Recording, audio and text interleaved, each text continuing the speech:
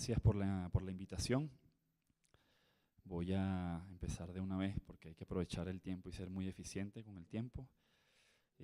Como tal vez lo puedan suponer, esta es una investigación que fundamentalmente se remite a las luchas populares, sociales que se dan en Venezuela en torno a la defensa de los bienes comunes, ¿no? Y su relación con el extractivismo en Venezuela y a su vez su relación con la crisis actual, ¿no? Con la extraordinaria crisis que vivimos en la actualidad. La siguiente, no se puede, yo no veo la siguiente diapositiva. Ok, me parece importante antes de iniciar plantearles los dos pilares que inspiran esta investigación. En primer lugar, un conjunto de subjetividades que han sido completamente desestimadas en el debate político venezolano, tanto por derechas como por izquierdas.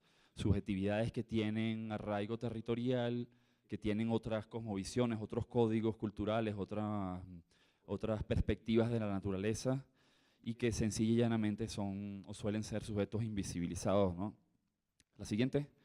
El otro elemento que me parece importante es rescatar un análisis que no solo refleje el análisis desde la economía política, sino un análisis que incorpore en la misma análisis del modelo de acumulación venezolana los factores de la distribución, lo que podemos llamar distribución ecológica, la territorialización, mecanismos y dispositivos de control sobre luchas ambientales y narrativas sobre naturaleza.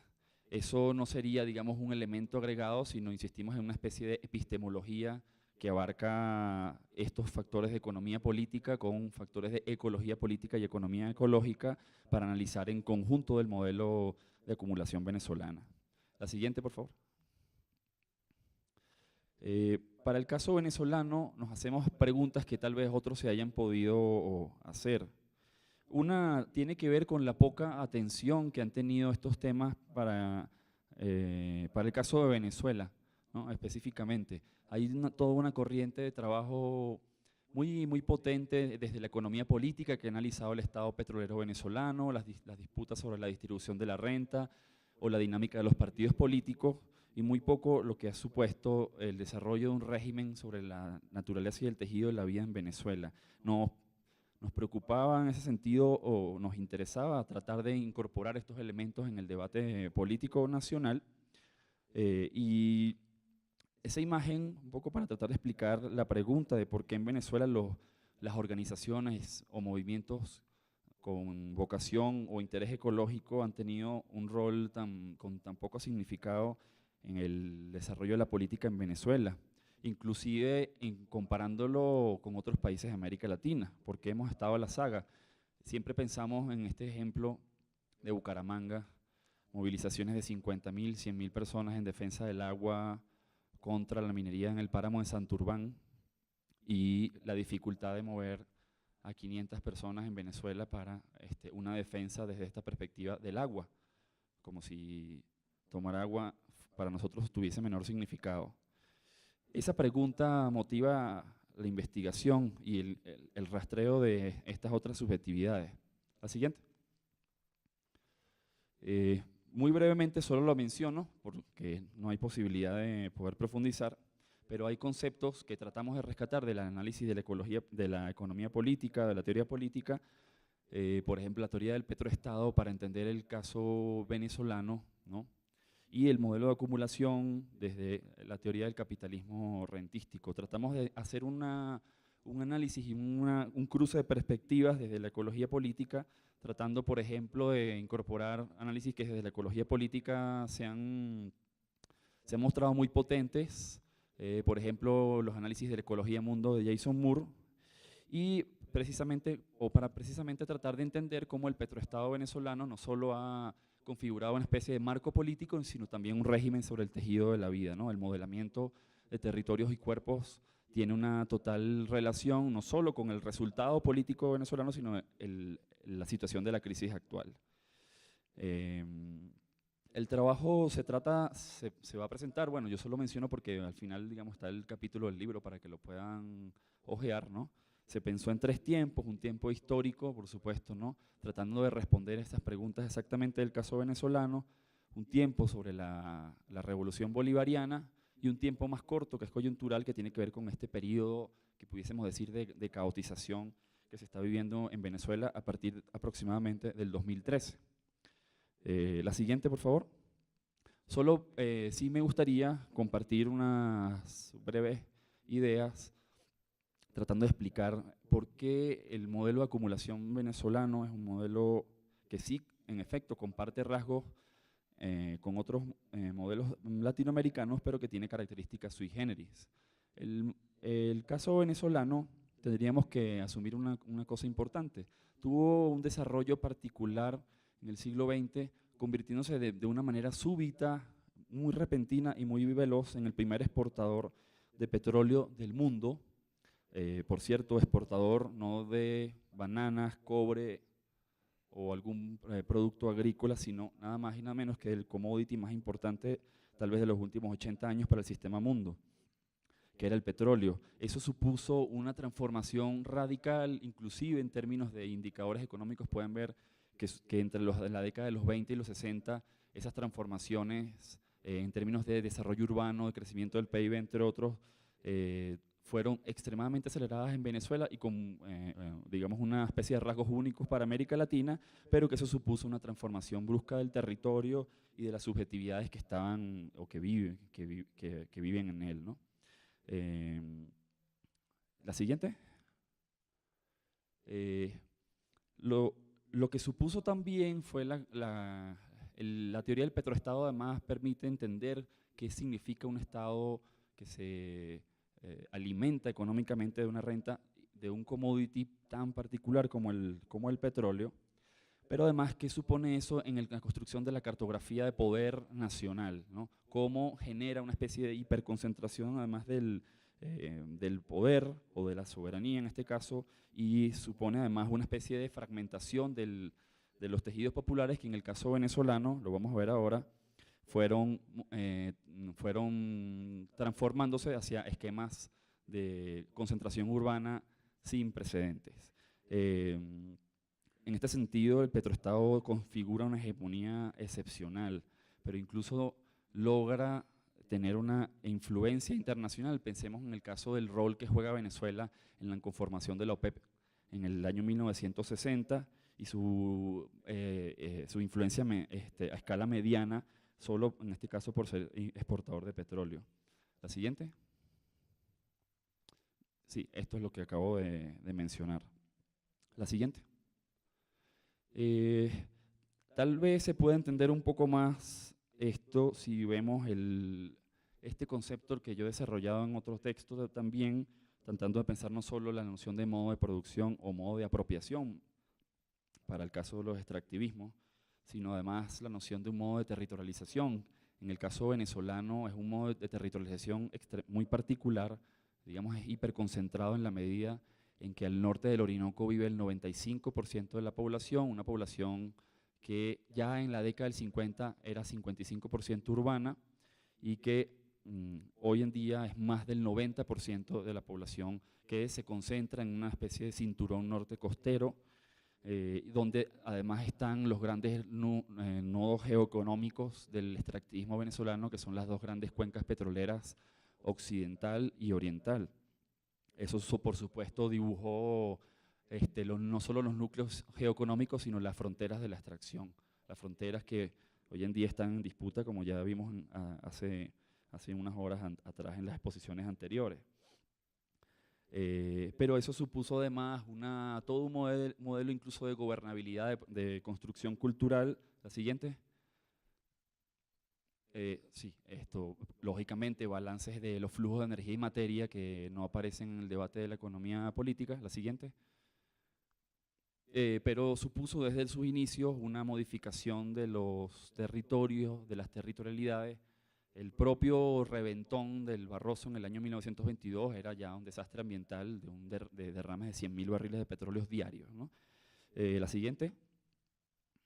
Pero una cosa importante, la configuración de este modelo hiperurbanizado concentrando a gran parte de la población en las disputas de la distribución de la renta petrolera y una modificación cultural muy significativa. La cultura del petróleo, analizada por un antropólogo venezolano que se llamaba Rodolfo Quintero, es un libro del año 71, que luego tiene otras actualizaciones, y es muy interesante para ver justamente estas modificaciones antropológicas y el cambio de los imaginarios.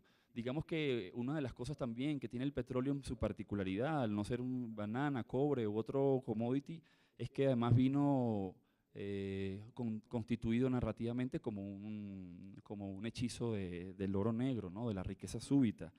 Y eso potenció, por supuesto, una narrativa que en el caso nuestro, en el caso venezolano, configura, utilizando un término de Joan Martínez Alier, un propio lenguaje de valoración. Un lenguaje de valoración que es completamente antiagrícola y que además tiene una capacidad para romper, ¿no? Esta sería una ruptura metabólica, pero más en el orden imaginario, la relación constitutiva de los cuerpos con sus bienes comunes naturales, ¿no? La siguiente. Sí, es un poco más de lo mismo. La siguiente. Sí, lógicamente lo que les venía comentando, la relación entre imaginario que puede encarnar el petróleo. Pero eso además hace pensar una cosa que me parece muy interesante de los petroestados. Los análisis sobre el petróleo, incluso desde la ecología política, muestran una relación muy estrecha entre petróleo y violencia. Un poco lo veníamos hablando en la tarde, pero sobre todo respecto a la minería. La siguiente, el caso, sí, la siguiente. El caso tal vez más emblemático, uno de los más emblemáticos, es el caso nigeriano, de la relación colonial del petróleo en el proceso de despojo y extracción. Ha tenido una carga de violencia muy, muy alta y supone además algo para pensar, pero en el caso venezolano es un caso diferente.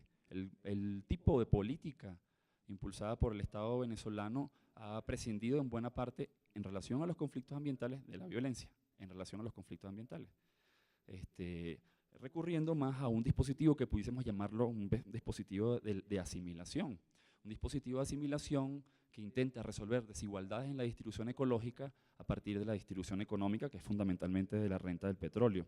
Ese análisis más integral pudiésemos, aunque nunca explicado así, pero pudiésemos tratar de entenderlo con la noción de Fernando Coronil del estado mágico. Sí, la siguiente. Pero incluso comparándolo con Ecuador, y ahora en los resultados vamos a ver un poco estas preguntas que podríamos hacernos. ¿Por qué en Venezuela los impactos y conflictos relacionados al petróleo son tan de baja intensidad, a diferencia de otros en otras partes del mundo, como incluso los que se ven aquí, ¿no? Los sujetos, la siguiente, los sujetos o las subjetividades que, bueno, trataré de hacer evidente en la exposición, no es una subjetividad, diría yo, que me la invento por una vocación ecológica. Es una subjetividad que ha tenido una pulsión importante y sobre todo en la década de los años 80 y 90, y estos ecologismos, ahora también trataré de explicarle qué entendemos por ecologismos populares, tuvieron un rol importante antes de la Revolución Bolivariana. Esto supone además que hay una historia de luchas ambientales que contar porque existieron, pero nuevamente han sido profundamente invisibilizadas cuando se hace una especie de historiografía de las luchas populares en Venezuela. Son perfectamente marginables en ese sentido. Sí, la siguiente. Y digamos que ya entrando al proceso bolivariano, ¿no? Nos interesa, y para hacer tal vez una insistencia, no solo incorporarnos al debate político que se ha dado en torno al proceso bolivariano, sino también pensar este proceso como un régimen también de apropiación y capitalización de la naturaleza, porque así lo ha sido y ha supuesto conflictos ambientales muy poco difundidos, pero también nos los preguntábamos en términos de este ecorégimen histórico del petroestado, cómo este ecorégimen se actualiza o se repotencia tanto el modo de territorialización como los dispositivos territoriales, ¿no? Conviene hacer una breve mención que está mejor explicada en el capítulo. A nuestro juicio hay un punto de inflexión en Venezuela. No olvidemos que el gobierno de Chávez tomó como bandera el ecosocialismo. Pero después de un periodo conflictivo, muy conflictivo, entre el año 1999 y el año 2004, pudiésemos decir que se inicia un periodo de hegemonía del chavismo en el país. En ese periodo de hegemonía, que pudiésemos ubicarlo entre el año 2004 y 2009, comienza a plantearse una reorganización y una reorientación del modelo que va a devenir en la programática del socialismo del siglo XXI, en efecto, y que posteriormente va a tomar la bandera del ecosocialismo, como ya les he dicho, y algunas banderas y en este sentido algunas leyes formalmente establecidas. Pero en ese mismo periodo, esta reorganización del extractivismo venezolano lo que hizo fue reorganizarse en torno a un relanzamiento del extractivismo en todos sus proyectos que en algún momento estuvieron detenidos o caídos, sobre todo por el periodo anterior,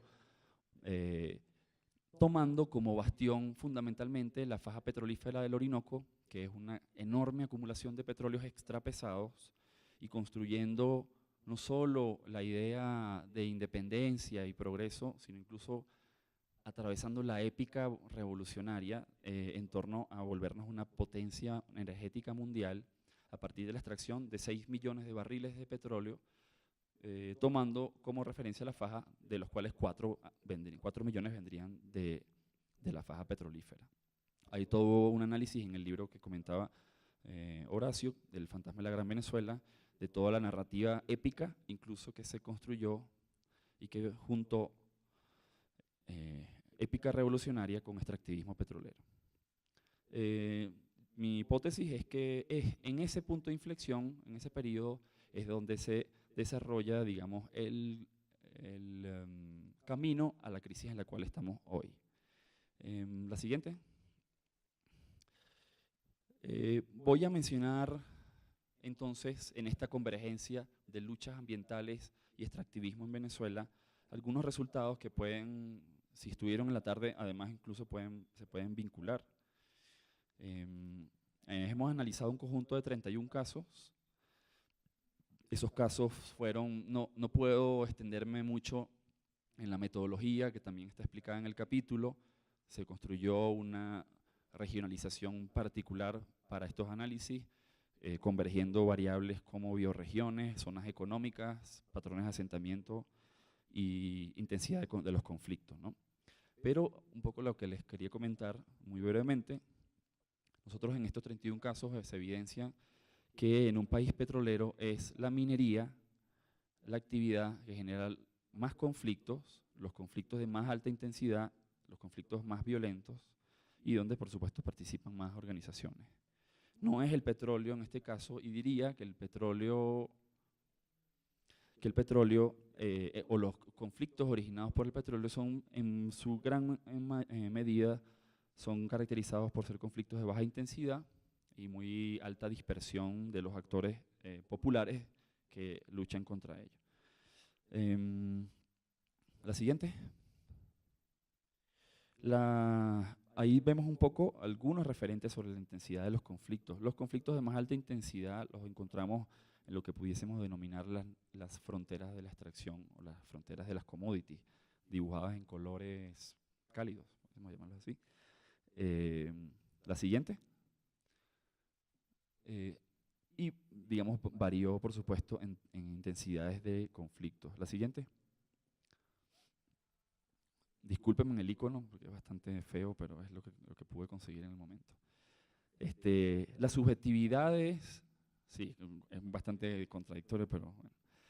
Las subjetividades que encabezan, aunque no son únicas, recuérdense que en cada caso de luchas no tienen que verse un solo grupo de actores, a veces hay coaliciones complejas, incluso coaliciones de territorios lejanos, pero la subjetividad que tiene mayor participación y más ímpetu en esta defensa son los pueblos indígenas, están en casi la mitad de los casos. La siguiente, Los pueblos campesinos y pescadores también aparecen en estos conflictos, ¿no? La siguiente, en un 30%.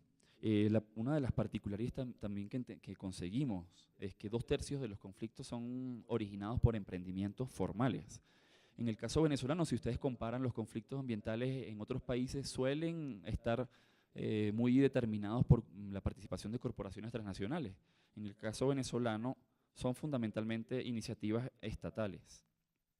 Iniciativas estatales que pueden ser de diversos tipos, estatales en su totalidad o participaciones mayoritarias del Estado, o incluso proyectos expropiados en un momento temprano del conflicto. A la siguiente. Pero no, como ya se ha dicho acá, no es el único factor de conflicto. Conseguimos casos de minería ilegal, 7 casos de minería ilegal, y la siguiente, casos también de emprendimientos particulares. Los emprendimientos particulares y la minería ilegal, ya lo vamos a ver, no están en contraposición o operan en coalición, aunque hay que ver, digamos, los diversos grados en que esto ocurre con las instituciones del Estado. No necesariamente están en contraposición. Ok. La siguiente. ¿Qué podemos decir en esta breve exposición sobre estos ecologismos populares? A mí me parece importante tomar este fragmento. Pasa la siguiente, por favor. Tomar este fragmento para aclarar, digamos, conceptualmente de qué subjetividad estamos hablando.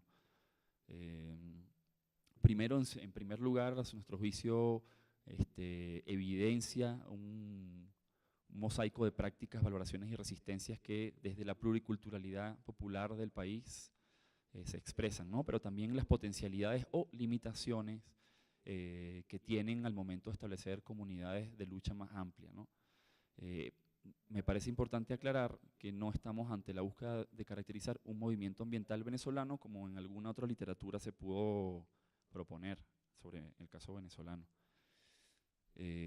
Ni tampoco estamos buscando verificar si estas movilizaciones se acercan o no a un ideal ecologista estandarizado.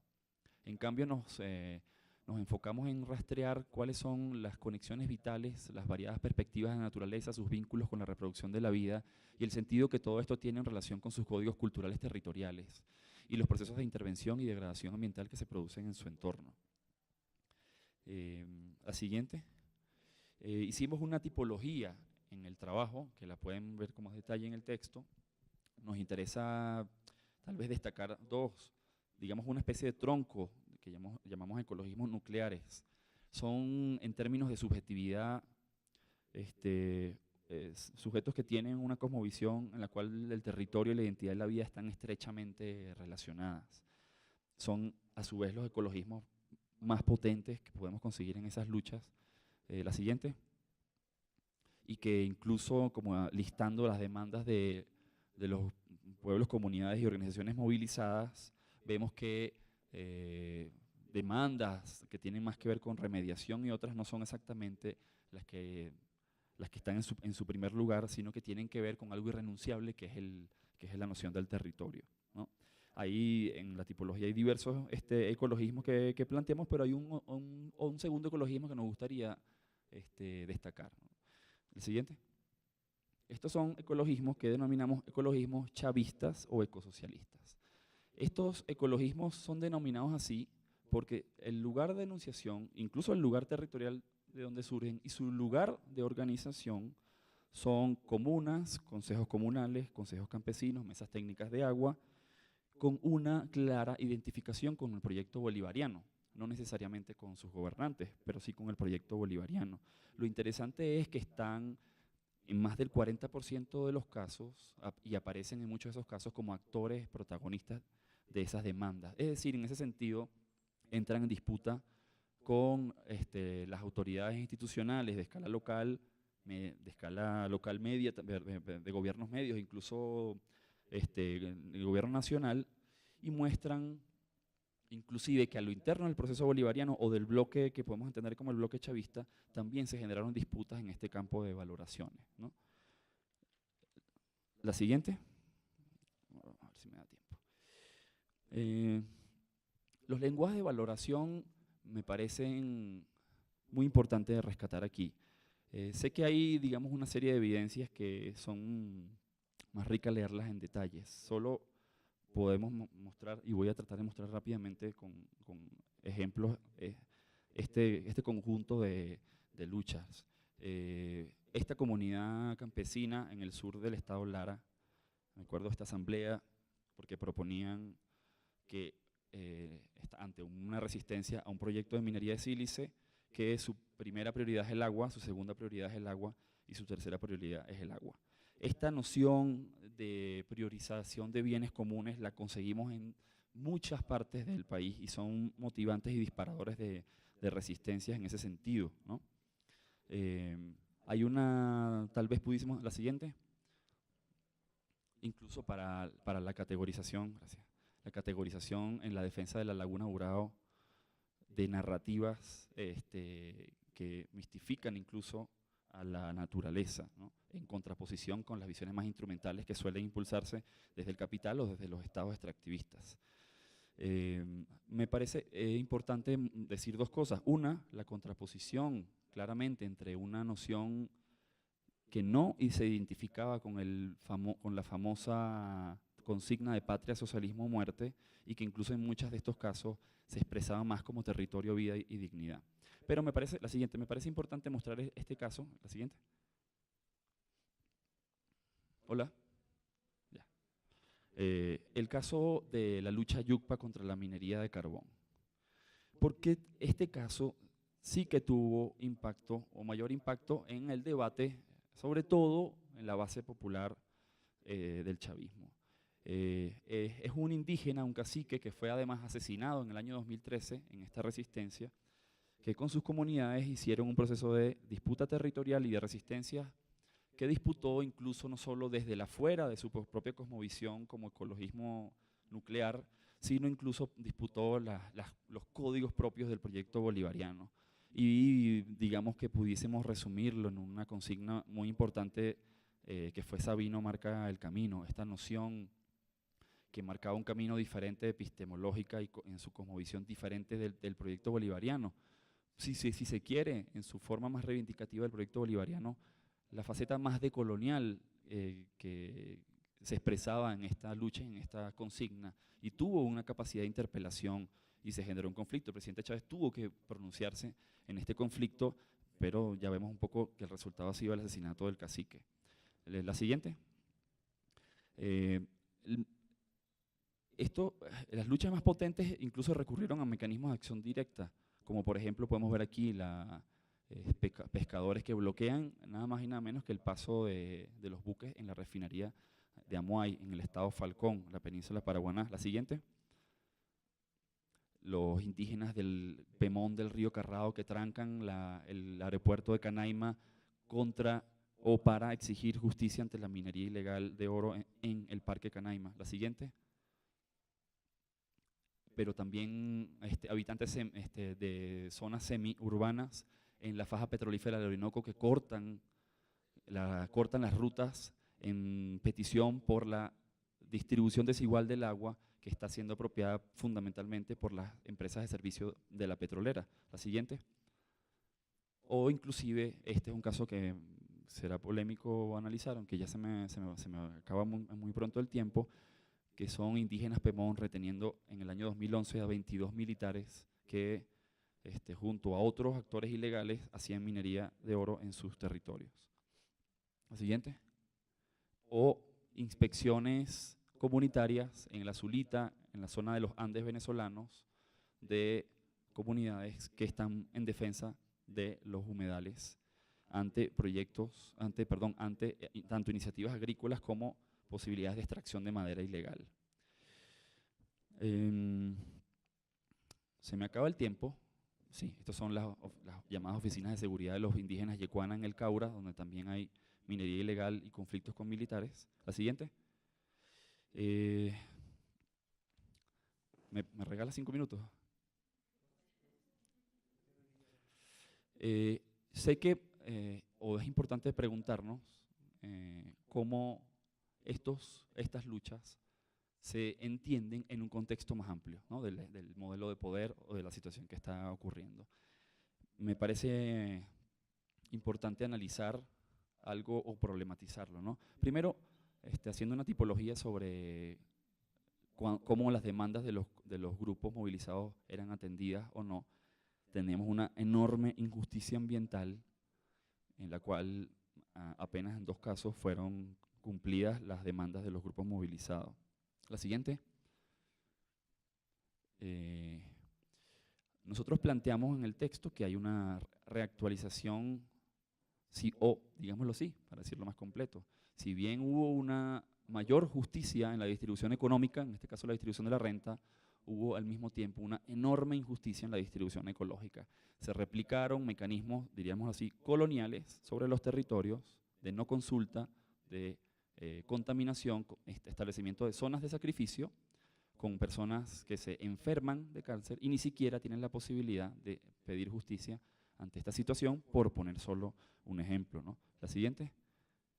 Bueno, se me acaba el tiempo.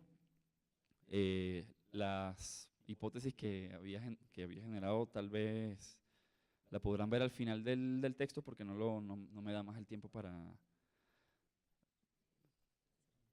Sí.